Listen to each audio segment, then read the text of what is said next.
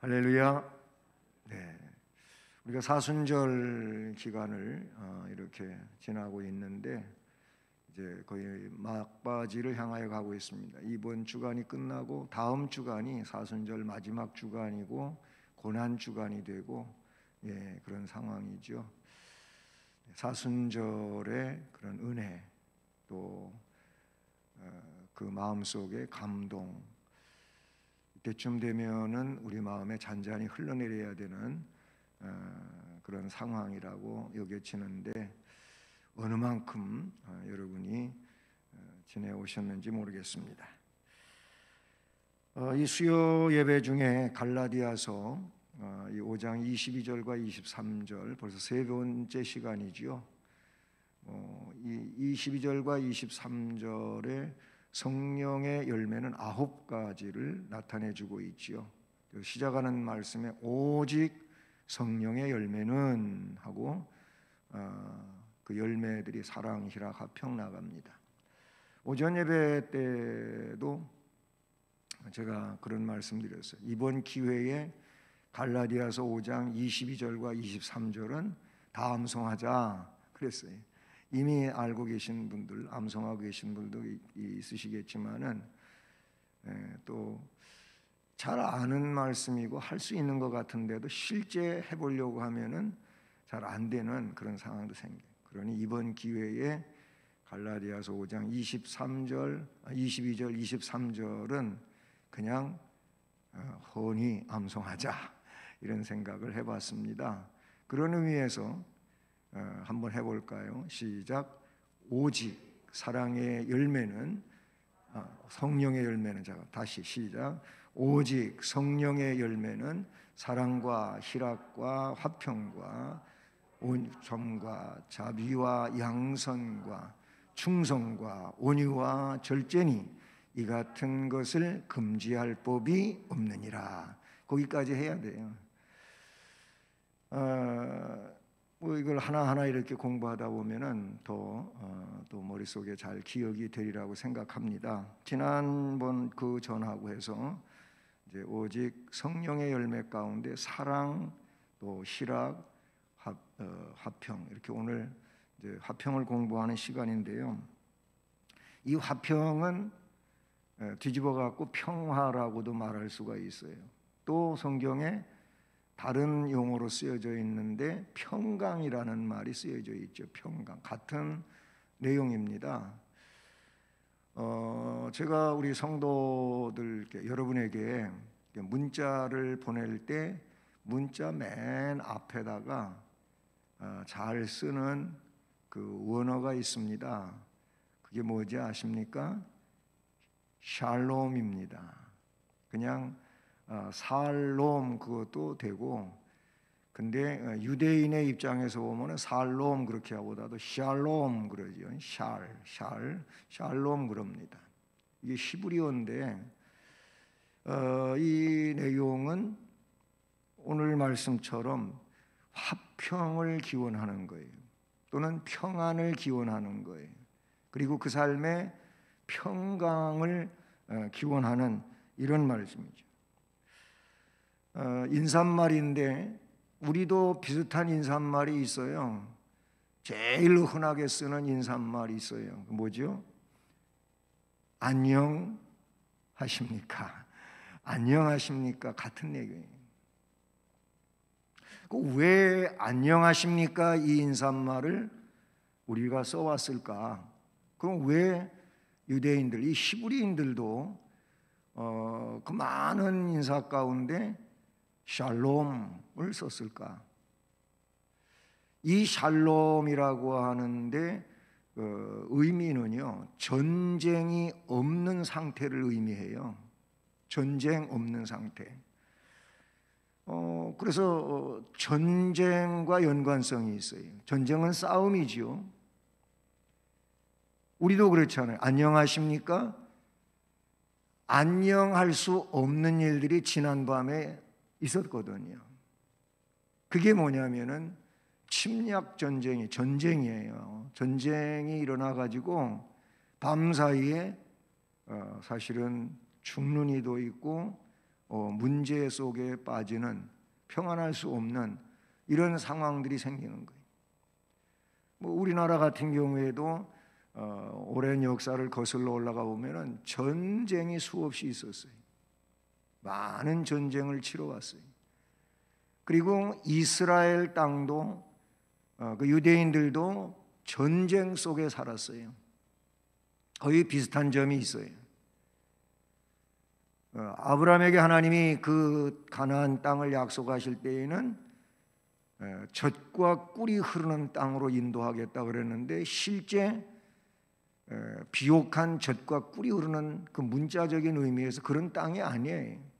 거기 실제 가보면 지금은 그래도 이 키부츠 공동체가 그 농업을 위하여 개발한 그 지역 이외에, 그리고 요단강을 중심으로 해서 좌우에 또 여리고 같은 곳을 제외하고는 전부 광야거나 높은 산지대예요.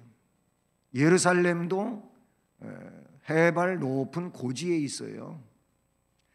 그만큼 거기에는 말 그대로 문자적인 젖과 끓이는 땅이 비옥한, 농사가 잘 되는 그런 땅은 아닌데 그렇게 젖과 꿀이 흐르는 땅을 주신다, 그렇게 말했어요.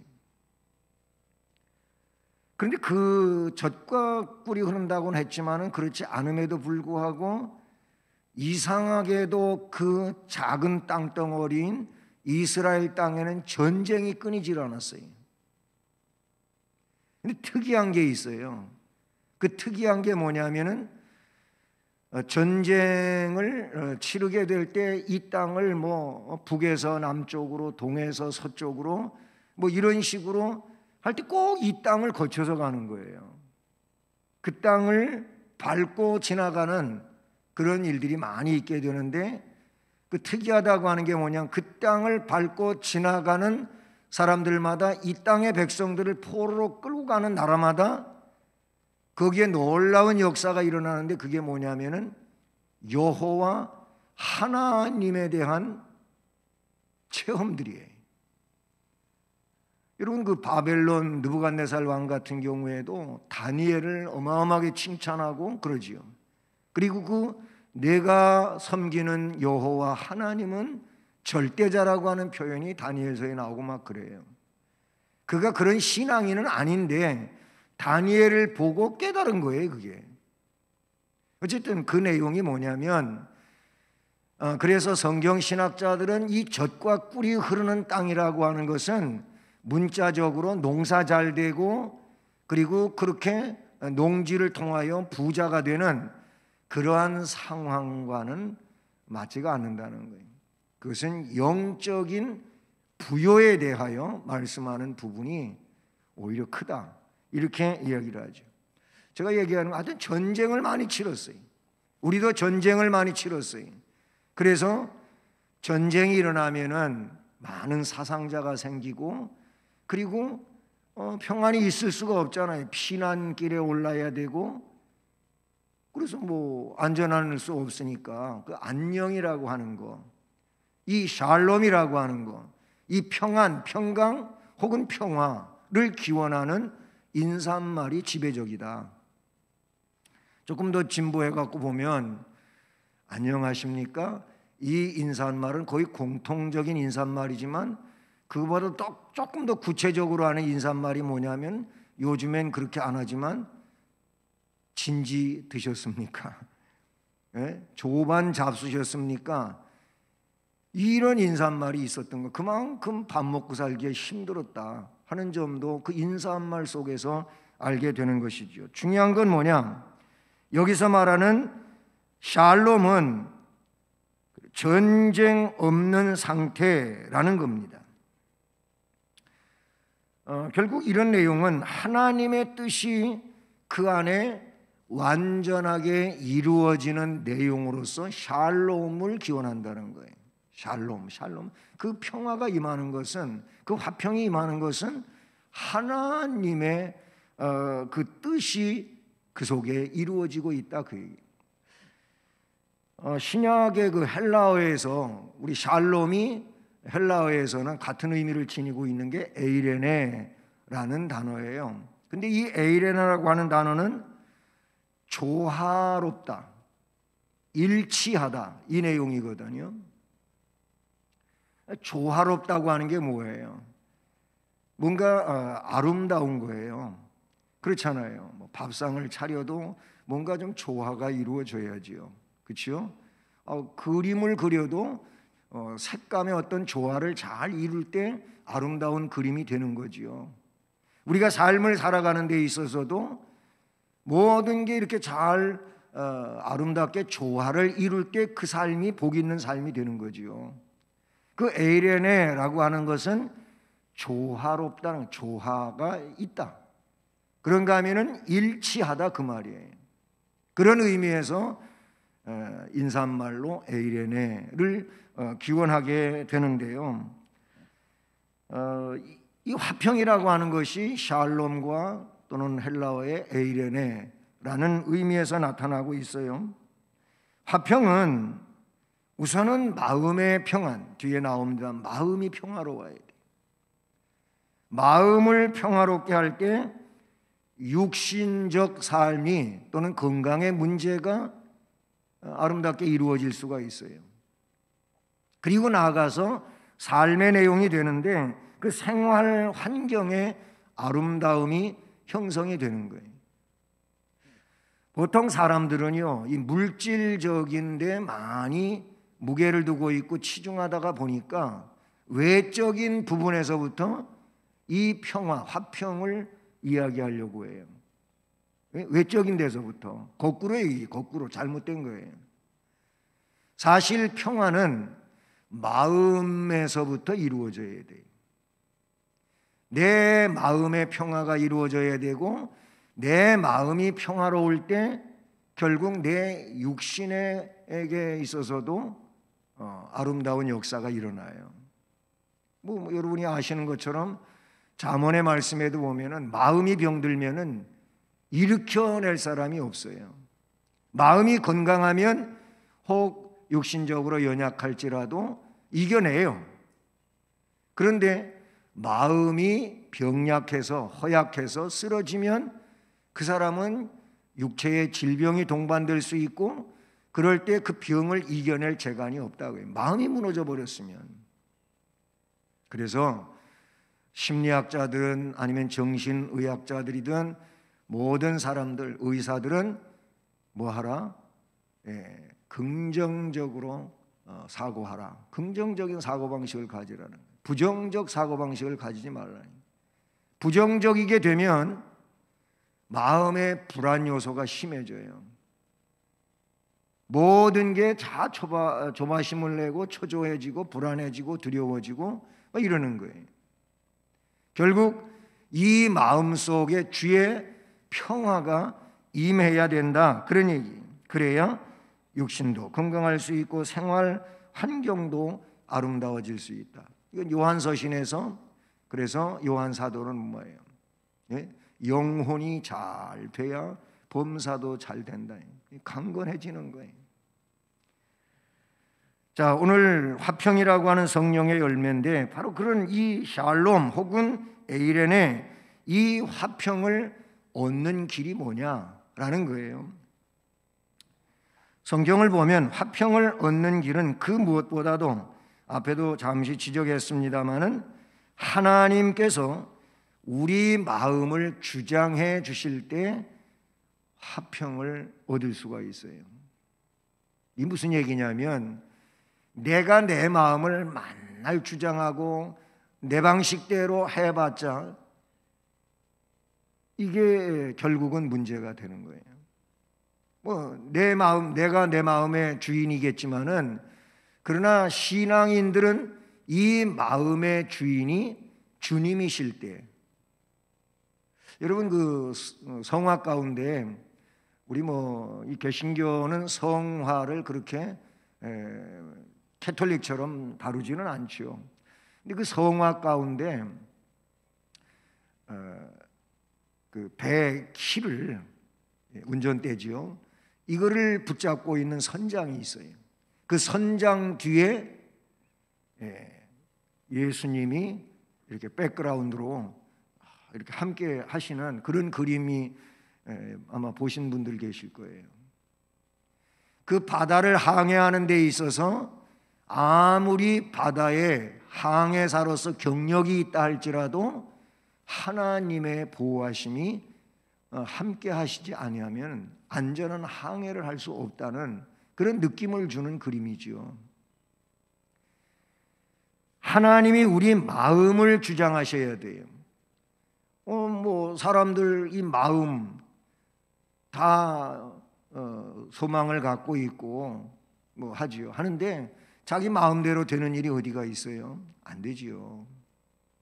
그래서 우리의 마음은 들쭉날쭉해요.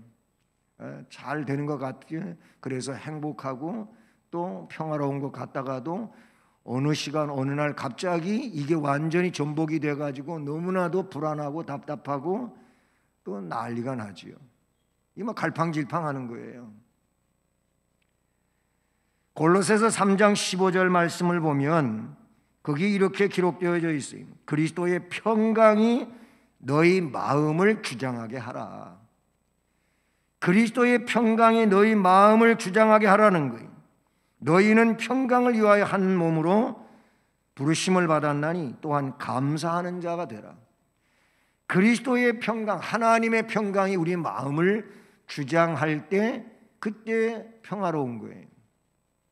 그때 진정 평화를 느낄 수가 있다, 그런 얘기. 그런가 하면 우리 그리스도를, 예수 그리스도를 구주로 믿는 자들에게 있어서 아주 중요한 그 근원이 되는 내용인데, 그리스도의 피로 용서받았을 때 그때 평화를 얻을 수 있는 거예요. 왜 그러냐면 우리는 죄인이잖아요. 이 주님의 피공로로 사죄의 은총을 받았다고 확신하기 전에는 우리는 죄로 말미암아 멸망할 존재예요. 그래서 죄인은 뭐예요? 항상 쫓기는 존재예요.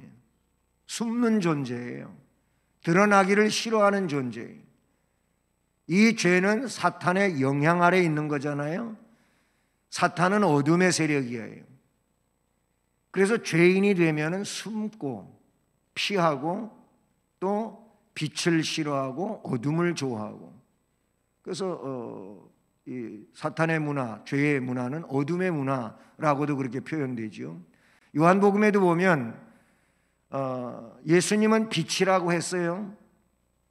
그리고 그 복음을 증언받고 또 그리스도의 제자된 이들은 빛으로 나온다 그랬어요. 왜냐하면 드러나기를 좋아하는 거예요. 괜찮아요. 그런데 어둠의 세력은 빛으로 오기를 거부해요.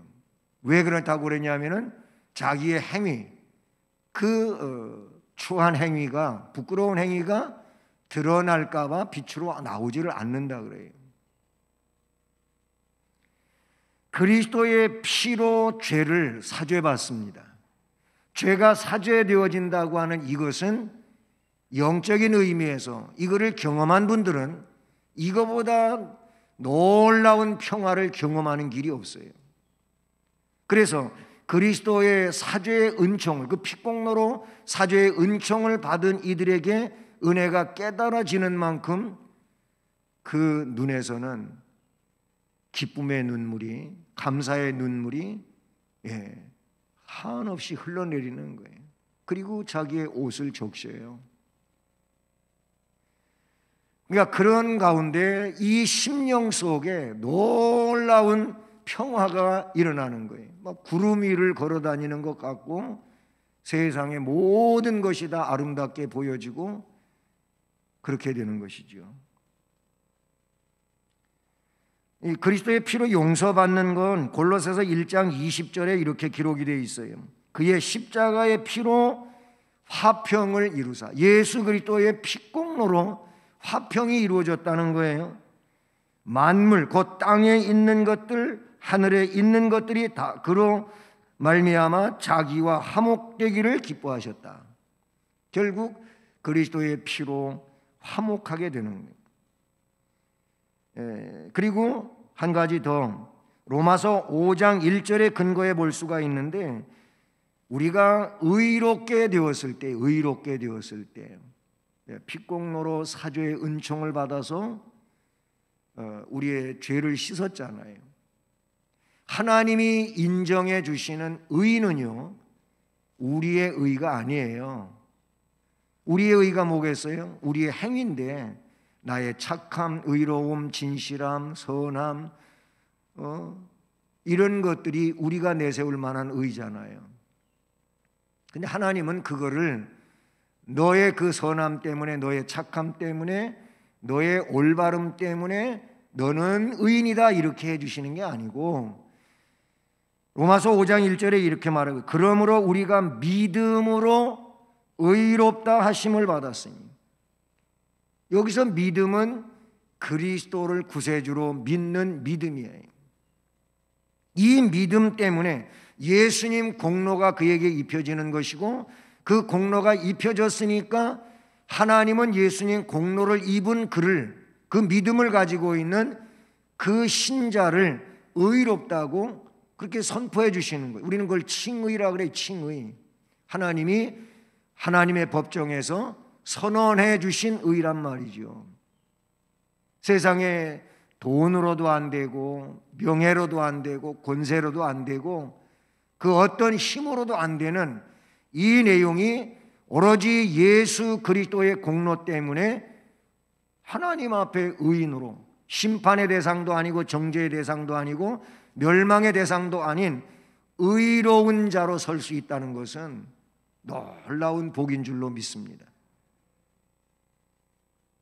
복채를 구하듯이 돈, 요새는 몇 천만 원 돈으로 취급도 안 하는 거예요. 사람들이 그렇게 있지도 않으면서 그냥 해야지 그래도 조금 감이 오는 것 같아요.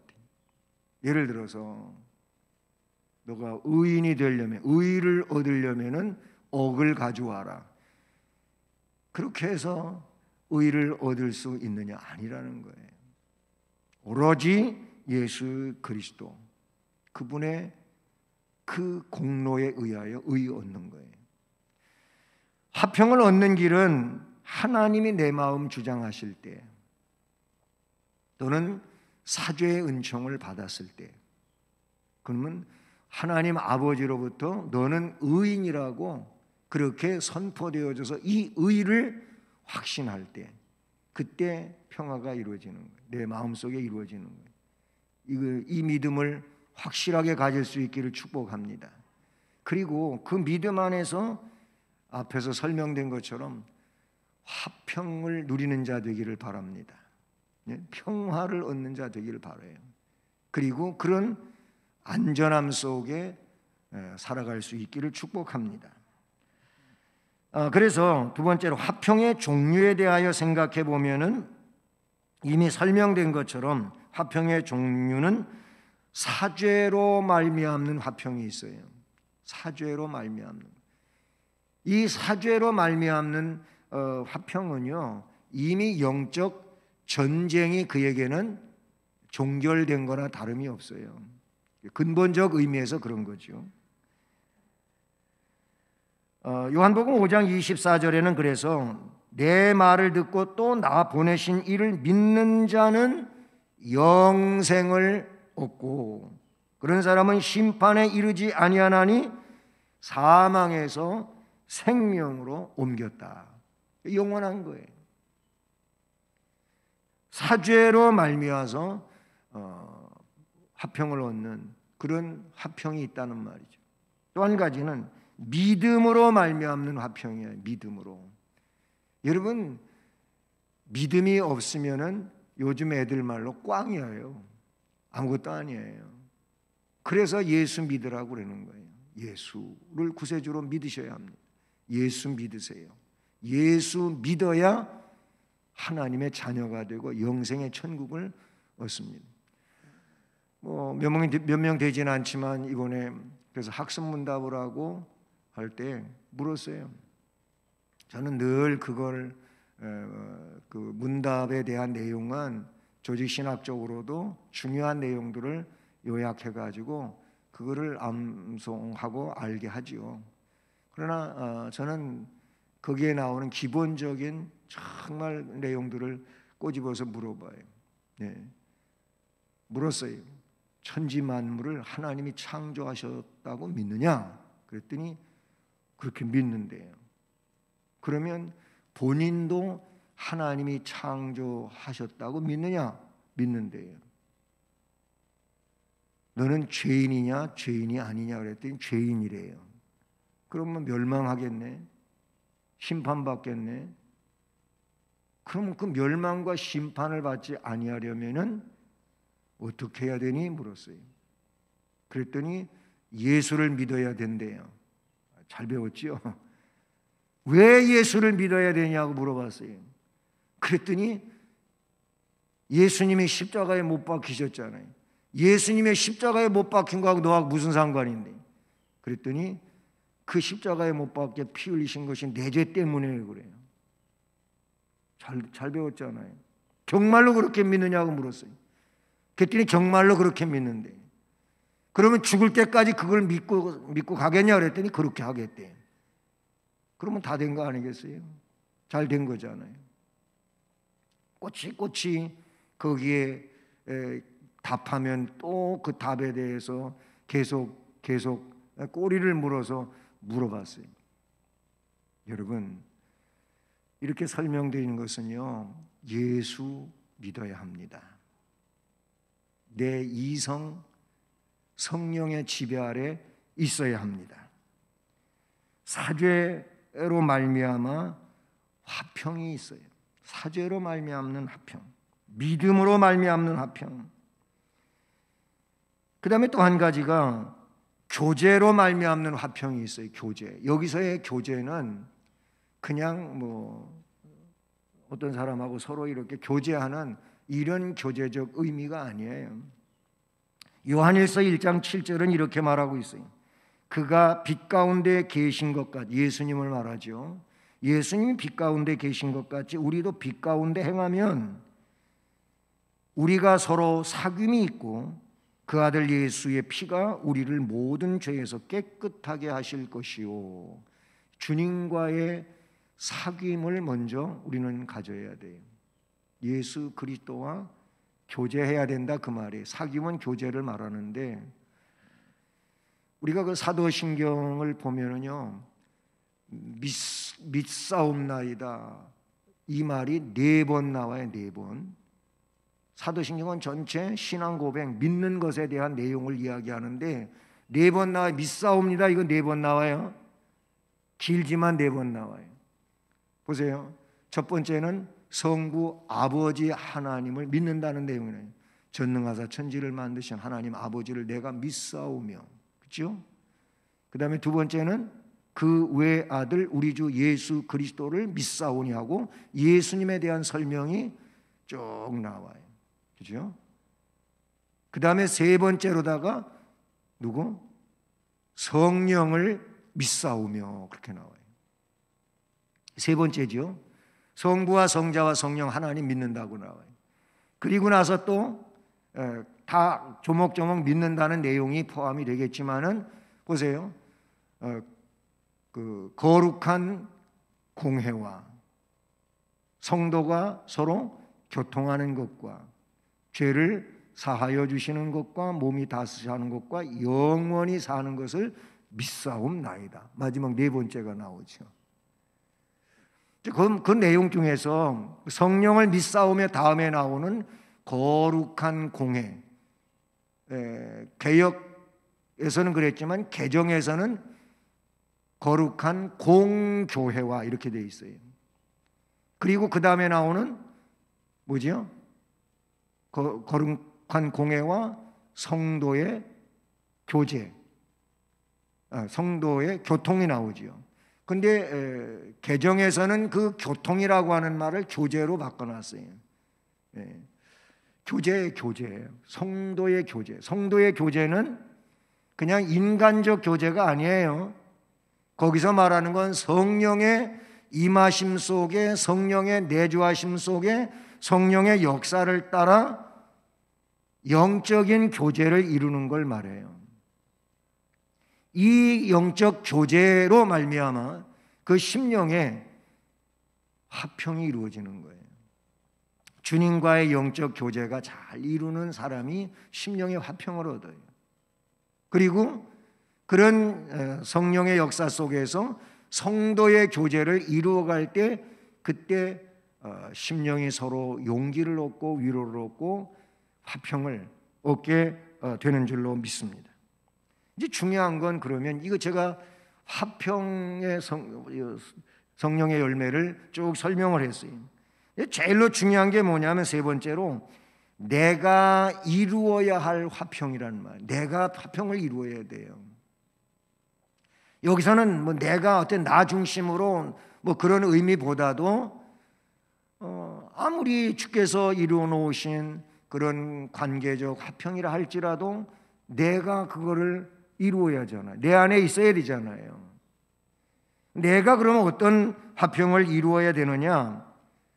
내가 무엇보다도 먼저 하나님하고 화평을 이루어야 돼요. 하나님하고 화평을 이루어야 돼요. 범죄한 인간은 하나님의 법도를 어겨서 하나님의 진노 아래 있게 되고 하나님과 원수 관계라고도 성경은 말하고 있어요. 그 문제를 해결하기 위해서 예수님이 하늘 보좌를 버리시고 이 땅에 오셔서 십자가로 화목을 이루게 하셨지요. 에베소 2장 16절은 십자가로 이 둘을 한 몸으로 하나님과 화목하게 하려 하시며 원수된 것을 십자가로 소멸하셨다. 예수를 앞에 설명한 것처럼 구세주로 믿고 사죄의 은총을 받아서 그 하나님하고 둘이 하나가 되게 하셨다고 하니 그 하나님하고 화평을 이루어야 돼요. 즉 하나님 안에 하나님하고 하나를 이루는 예수 공로로 그 심령이 되어야 될 줄로 믿습니다. 바울 사도는 로마 교회 로마서에 편지하기를 우리가 믿음으로 의롭다함을 받았으니 우리 주 예수 그리스도로 말미암아 하나님하고 화평을 누리자 그랬어요. 예수 그리스도를 믿어서 그 예수 그리스도로 말미암아 하나님하고 화평을 이제 누리는 삶이 우리의 삶이 되어야 한다는 것이죠. 이것이 우리 안에서 이루어져야 돼요. 이루어져야 돼요. 하나님하고 화평을 이루려면 하나님이 절대자여야 돼요. 하나님이 진정 나의 창조가 되고 나의 인도자가 되고 나의 절대자가 돼요. 여러분 예수를 구세주로 믿는다고 하는 우리들이 그런 신앙을 가져야 돼요. 하나님이든 예수님이든 그냥 내 어떤 개인적 문제를 위해서 그분이 필요한 것으로만 생각지 말란 말이에요. 예수님이 주님이지 내가 주인이 아니잖아요. 나를 위해서 예수님이 필요하다고 하는 그 문제가 되면 안 돼요. 그래서 신앙이 철이 들면 기도를 해도 은혜 받은 거 감사하면서 하나님 오늘 한날은 하나님의 영광을 위하여 뭘 어떻게 살아야 될까요? 감동 주시고 인도해 주시고 할 수 있게 해 주시옵소서. 이래야지요. 그렇게 되는 게 맞아요. 하나님 나를 사용해서 뭘 어떻게 하시려고 합니까? 적어도 그래야지요. 그냥 하나님이 예수님이 내 문제의 이런저런 것들을 해결해 주시는 분으로만 우리가 생각하고 살지 말자는 거예요. 하나님하고 화평하고 그 다음에 내가 이루어야 할 것은 내 심령의 평화, 내 영혼 속의 평화를 이루어야 되는 줄로 믿습니다. 하나님하고 올바른 관계를 가지게 되면 하나님과 화평을 누리게 되고 거기에 따라서 내 심령 속에 참 평화가 이루어지게 되는 것이죠. 그래서 요한복음 14장 27절을 보면 예수님은 제자들에게 평안을 너희에게 끼치노니 곧 나의 평안을 너희에게 주노라. 내가 너희에게 주는 이 평안은 세상이 주는 그 어떤 것과도 같지 않다. 너희는 그러니 마음에 근심하지도 말고 두려워하지도 말라. 이렇게 말씀하셨어요. 주님이 주시는 평안, 내 마음속에 임하게 되면은 그 주님의 거룩한 역사 안에서 근심도 두려움도 내려놓고 안전하게 살아가게 되는 줄로 믿습니다. 우리는 화평의 일꾼입니다. 이미 그런 은혜를 받았습니다. 예, 받았습니다. 받았으니까 이제 결론은 뭐냐면은 화평의 일꾼으로 살아야 돼요. 그 은혜를, 그 성령의 열매가 우리 안에 맺히는 역사를 위해서 화평의 일꾼이 되어야 하는 줄로 믿습니다. 마태복음 5장 9절에 그래서 산상보훈에서 예수님은 화평하게 하는 자는 복이 있나니 이렇게 말씀하셨어요. 화평하게 하는 자가 복이 있다. 우리는 하나님하고 화평을 이루고 내 마음속에 화평을 이루어서 교인과 교인 사이에서, 이웃과 사이에서, 사회와 국가 사이에서 평화를 위하여 일하는 화평의 일꾼이 될 수 있기를 바랍니다. 로마서 12장 18절에 바울 사도는 이렇게 말하고 있습니다. 할 수 있거든 너희로서는 모든 사람과 더불어 화평을 이루라는 거예요. 화목을 이루라 그랬어요. 할 수 있거든 모든 사람과, 모든 사람은 우리가 어떤 사람은 되고 어떤 사람은 안 되고 이게 아니고 그런 거 따지지 말고 모든 사람, 내가 생각할 땐 그렇지 않은 사람까지도 거기에 포함시켜서 화평을 이루라는 것입니다. 여러분, 절대로 싸움을 일으키는 자 되지 말고 화평을 위해 수고하는 일꾼이 되시기를 축복합니다.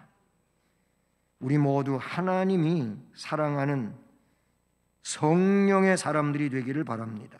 그래서 사랑이란 열매 또는 희락이라고 하는 열매, 오늘 이 화평이라고 하는 열매를 맺어갈 수 있기를 축복합니다.